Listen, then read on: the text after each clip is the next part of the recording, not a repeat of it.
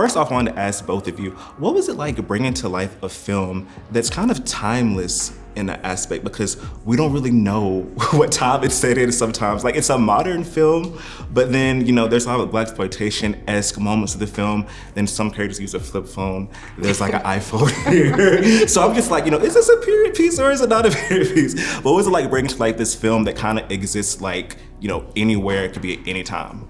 Yeah, that's what is so fun about the film and us filming it, is that this film literally exists in all times, in all eras and genres. So we really got to just pull from so many different places. It didn't feel like we were bound by anything really, except for what Juel's vision might be. And honestly, he really just let us play and go for it. And there was a couple times I think where he might have been like, I don't know, man. I didn't even that. But other than that, we really, the film is talking about how this exists in anywhere and at all times. So that was fun. That element was also infused into props, wardrobe, hair, makeup, all of those things. Yeah. Also, my favorite scene, I have a lot of favorite scenes in this film, but one is the fried chicken scene when everyone bursts out in laughter. And the thing about it is, like, I was like, oh, Fontaine's laughing, he's having fun. And then so what was it like filming that scene where just like bursting out laughing like everywhere? It's less about the laughter, and I'm gonna tell you, because this is some behind the scenes. John decided that, okay, we get there, we're filming the scene, Jamie and I like, damn, this chicken cold. But John over there like, We're like, what is he eating? We found out John went and got his own fresh, hot, fried chicken. So he was on a different wavelength. He was on a different wavelength. Everyone does rich differently. I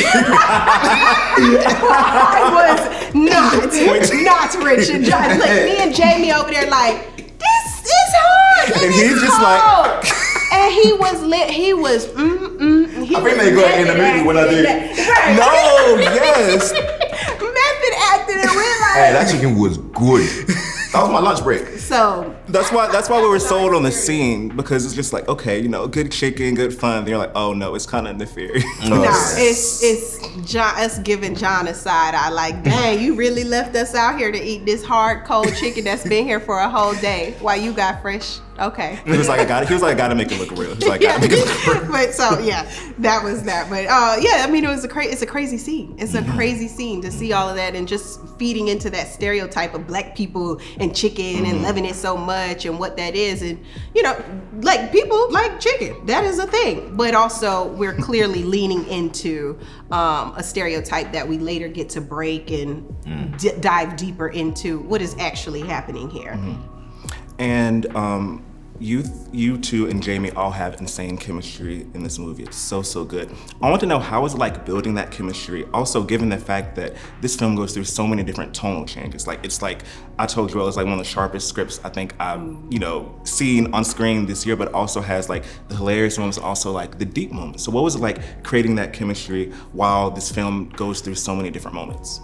I think it was very organic for a lot of us. I mean, the circumstance of being one of the first sequestered projects at the time was definitely made us not have all the time in the world for rehearsals and chemistry reads. So it was just about, people of the culture kind of linking up and being like, hey, let's make this movie, and just being open artistically, being respectful, and it was just the environment that was cultivated by good individuals. So we didn't actually have like a structure of team building chemistry. It was just kind of like, thank God I've seen Teyonah's work before, I love the work, I've seen Jamie's work before, of course. So it was just about just like linking up and just making it work.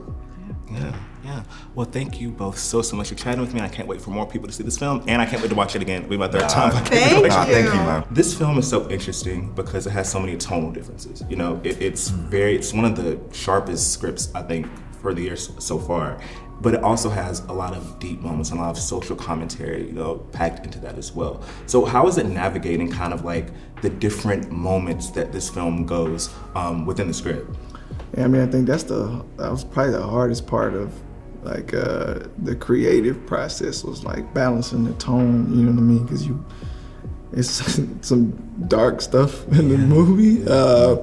but you know, we didn't necessarily want to make a dark, like dire film per se. You know, we wanted it to be fun and like, you know, something that you would just want to watch. And even if you just watched it just to see a movie and enjoy it and take nothing from it, like you wanted to still be able to play on that level.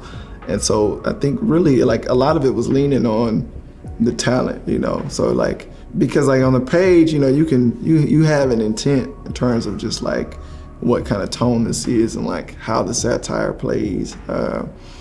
But until like John and Jamie and Teyonah and Kiefer and Tamala and Jay, I felt like the cast was so good, they understood like what we were going for.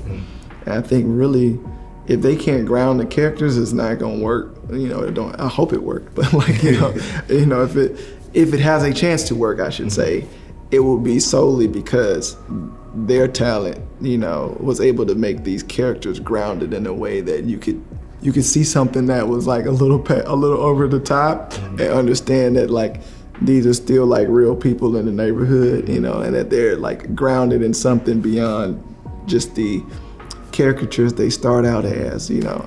And hopefully, you know, when you start to break them down and like kind of deconstruct them as the movie goes further, you know, that's all coming off the back of, you know, our cast being able to sell it, you know what I mean? And so really you gotta cross your fingers and pray that your talent like saves you. Like, so yeah, I feel like it could be tricky too, because it's one thing to go from like, you know, the chicken commercials in one part of the movie, then to everything else we see later on.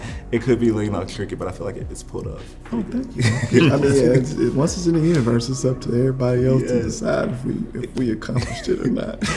And Charles, for you, you know, I feel like timely is a word that we kind of overuse. Like everything is timely in film and TV right now. Yeah. But for lack of a better term, why do you think this film specifically speaks to a lot of things that we're going through, like, you know, socially and politically right now? I mean, look, it's first and foremost, Juel, his whole vision behind this was we want people to laugh, be entertained, but then also it's subversive, and then it's going to make you think right after it. So hearing that's been the response has been great to see that. And just look, I mean, there've been obviously so many social themes, you know, obviously now coming post the pandemic, you know, the kind of large conversation post George Floyd's murder and the whole conversation around racial equity.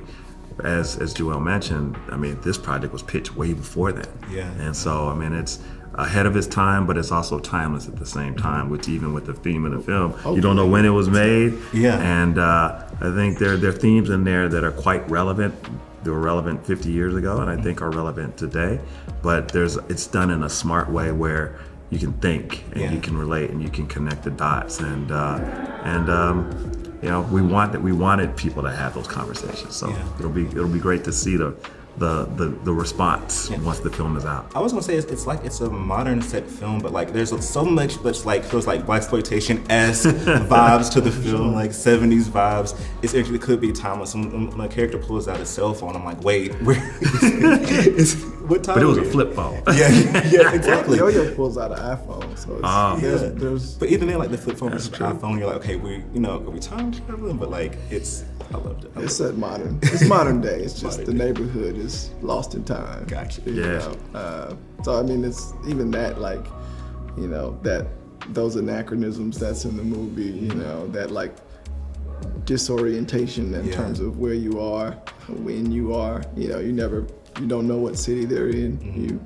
It's modern, but it, you know, at times it calls into question, is this a period piece? You know, like all of that is just, again, like, to create that sense of like disorientation, you know, like I wanted it to feel like, you know, this is taking place in its own like hermetically sealed bubble, you know, like just this archetypal neighborhood somewhere in the South, somewhere in the South, you know what I'm saying, where, you know,